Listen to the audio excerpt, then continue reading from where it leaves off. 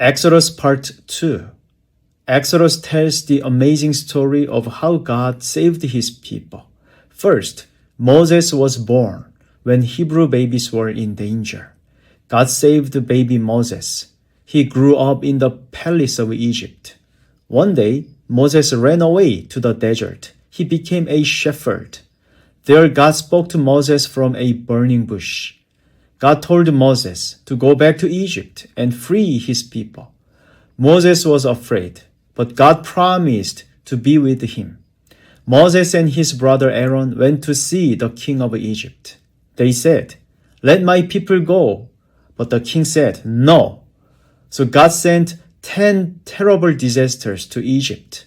The water turned to blood, frogs came everywhere, there were bugs, flies, and sickness. Animals died. Hail fell from the sky. Locusts ate all the plants. Darkness covered the land for 3 days. Finally, the oldest son in every Egyptian family died. But God protected the Hebrew families. They put lamb's blood on their doors. This was called Passover. The angel of death passed over their houses. After this, the king finally let the people go. But then he changed his mind. He sent his army to catch them. The Hebrew people came to the Red Sea that they couldn't cross. And God made the sea divide. The people walked through on dry land.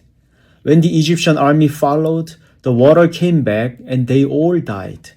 Then the people sang and danced. God had saved them. They traveled in the desert for 40 years. God gave them food called manna and water from rocks. At Mount Sinai, God gave Moses the 10 Commandments. These were rules for how to live and worship God. God also told them to build a special tent called a tabernacle. This was where God would meet with his people. The book ends with God's presence filling the tabernacle. God saves his people so they can worship God and live as his holy nation. Am I living as someone who belongs to God? Do I obey God's ways?